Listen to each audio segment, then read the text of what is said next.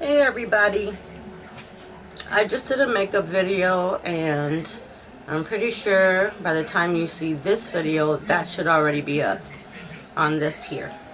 But I thought I would take the opportunity to do an updated video on my hair thinning and the products that I have been using.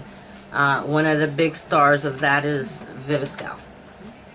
I have now been using this for 2 years, and I'm not going to say that it gives you all your hair back and you get a head full of hair, because that would be a total lie. But what it does is it keeps your hair, the hair that you do have, as healthy as possible. And I do have some areas that did have some hair growth because I had a lot of what I call spots or holes. I now have, out of the 5 that I know I had before, 3. And they're not as big as they were before. So it does help. Does it give you everything? No.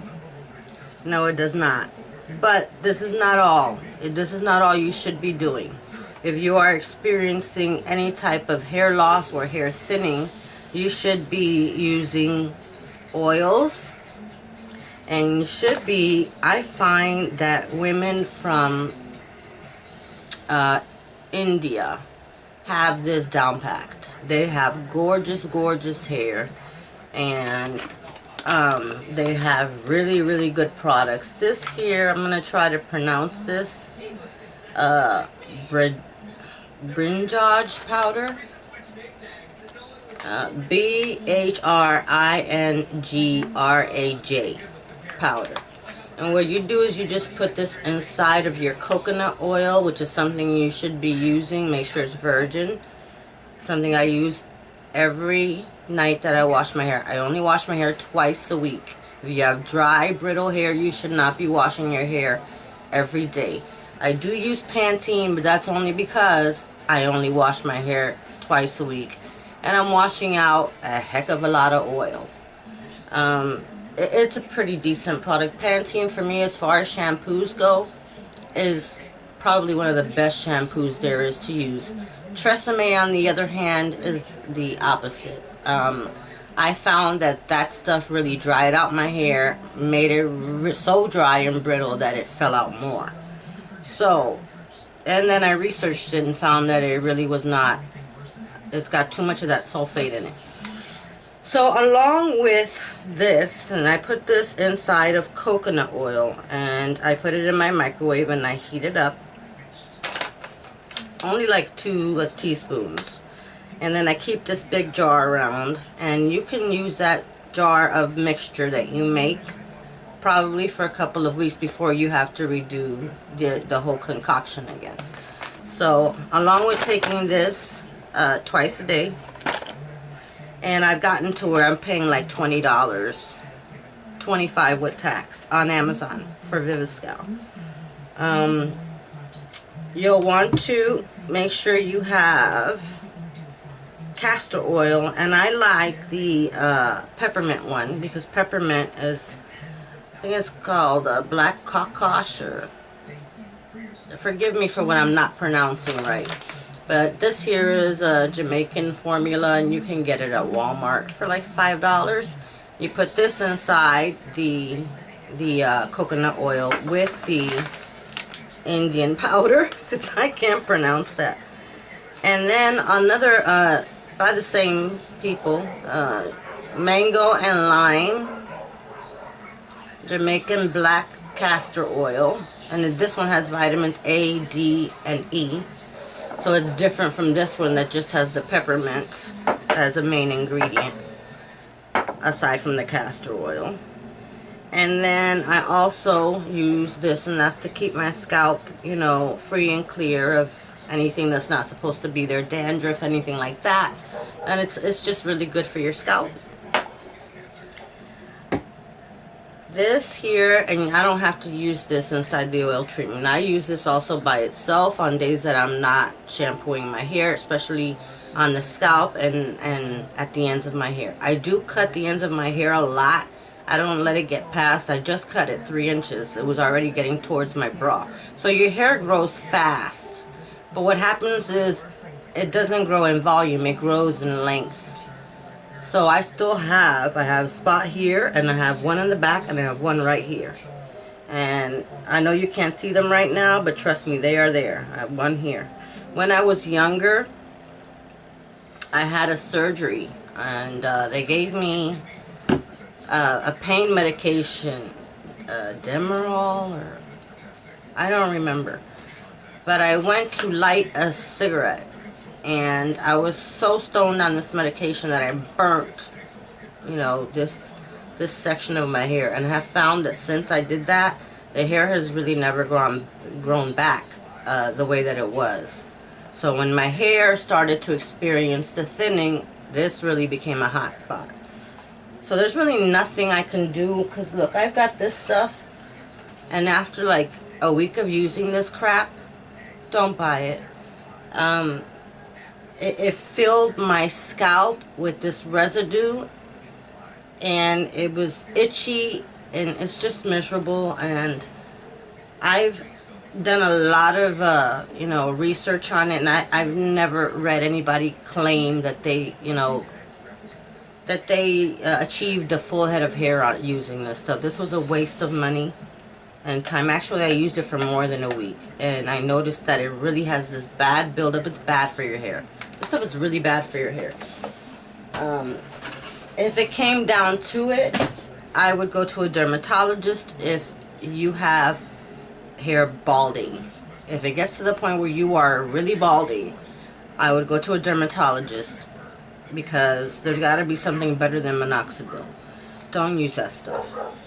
Okay, on days, excuse me, also a great thing that I do, and I do this, I put this inside of my oil treatment. Also, I put 2 tablets of aspirin, any aspirin, and that's because this stuff, and I can't pronounce this stuff either, that people use to clear their faces from pimples, is in aspirin. It's good to clean the scalp.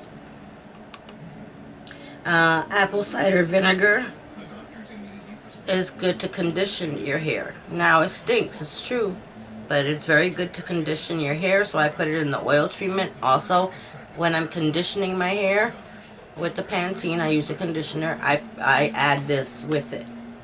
And that will keep your hair like really, really soft. And so I also use this on days I do not wash my hair. And this is the argan oil, the Morocco. And I also use these 3 things. Not every day. I switch between them, I alternate. So this Calista Tools is really, really good for like dry shampoo type of thing, and to keep your hair moisturized. And this here, if you want to really go drugstore and inexpensive, is by Dove, and it's really good. Actually, their shampoo is also great for your hair. I probably will use that too. Oops. And also, I find that the John Frieda Touch-Up Cream is the same thing as what I just showed you. It's just from a different brand. And this also will really, really quench up your hair, keep it nice and soft, and all of us lose hair. Don't freak out if you look at your hairbrush or you look in the tub and you find hair. Everybody loses hair. The amount of hair that I lost was not normal, and you know what's normal for you. And if you see something that looks like way more than what's normal for you, then you need to start, you know, doing something. Start taking vitamins. Another thing that I found, and I forgot to mention this, and I'll just show you the one I have, is my doctor informed me that I was extremely deficient in vitamin D, and you would want the vitamin D3, and you would take this also twice a day, preferably with food. And all of those things combined together has kept my hair that I still have healthy. Have I grown a lot of new hair? No. And if I have, it's not noticeable enough. My hair does grow really, really fast though. So I still struggle with the spot that I have here, and I have one in the back on the same side, and then I have one right here. So, you know, I asked the doctor, well, what is that? Because usually I know that I've heard when people lose their hair, they just lose it in the crown. He said what happened to me was I lost a whole layer. And I already have thin hair. Have you seen any of my videos about this subject before? Then I have already mentioned that. I already have thin hair. And a person who has very thick hair, it may not have been so noticeable. If I did have thick hair, it wouldn't have been. But because I don't have thick hair, my hair is pretty thin, I noticed it. And it's pretty noticeable, you know. So, do I have hope that the remaining 3 will... No, I don't. But, like I said, until I am balding to the point where there's really nothing that I can do about it and I can't live with it, I'm going to continue doing what I'm doing because I'm okay with the way that things are, especially at my age. And if it got so bad that I can't handle it, I would go to see a dermatologist and see what options I have that are affordable. What I am doing is just really making it so that I don't lose anything else. And I keep my hair as healthy as possible. Is hair thinning normal for people my age? With a person with my issues, probably. With another person who's healthier than me and doesn't have any illnesses, they probably shouldn't find that their hair is thinning until they get into their late 60s. Well, that's the research that I've done. In my family, I find that the women, that's about right, late 60s, around there, or mid 60s, and you'll start to notice that their hair thinned out. But I'm not there yet. So something different happened to me, and I have a good idea what it is. But that's a whole nother topic, and I'd be here forever talking about it. But it's due to health reasons. It's due to illnesses. And so a person in my situation should expect that because of the illness itself and the medications you have to take to be able to live with the illnesses, they can interact with other things that are going on with your body, or they can disturb, you know, things that are going on with your body. In my case, it became a severe hormonal issue. So all I can really do is balance out my hormones, which I do have medication for. They have me on the Femring, and that's the only thing they could do.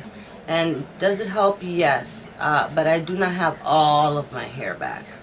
I had, you know, normal, you know, amount of hair. I had thin hair though.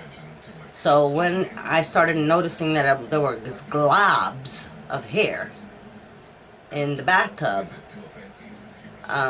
it was immediately noticeable. And you know your body, you know your hair. You know if you see a glob of hair that you don't usually see, there's something wrong, and you should, the faster that you address it, the better the results will be. So I've been able to keep, you know, my hair, you know, where it's manageable for me. I don't have to, you know, have a full head of hair. I can live with having 2 or 3 spots that are very thin, to the point where you can see my scalp. And as long as I'm doing this and I don't lose any more, it's not so bad that I look bald, or that it's, you know, you can see, other people can tell. It's just, it's hard to explain, but it's just not to that point for me. And so as long as what I'm doing right now, and that's why I'm sharing, if anybody's in this situation, there are things you can do to help yourself from having a catastrophe where you know, if your scalp and your hair is not as healthy as it possibly can be, you lose more. Then these are the things that I know that you can do. And you know, it's a good place to start. It's a good place to continue, you know, growing your hair and taking care of your scalp. And the vitamins, both oral and I just had a brain fart, and that happens all the time on camera. But the medication you take in your body is just as important as the medication you're putting on your hair. All the vitamins, the oils, you have to do them both. And go and check your hormones, make sure you don't have a thyroid problem, and try and pinpoint where it's coming from. And then hopefully you will find a way to be able to manage it. And this works for me, and I hope it may help somebody out there, because I really wish that somebody would have told me about all of this before I had to go through nearly 2 years of, you know, researching by myself. I did have a doctor, but, you know, all of this that I'm talking about, he didn't tell me about. He just told me what it was that was causing it. And he did tell me about this and the fem-ring. But the rest was a lot of research, a lot of dedicating time to trying to figure out what I can do, you know, to make sure that I keep the hair that I do have left.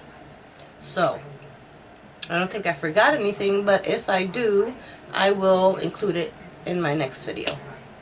Thanks for watching.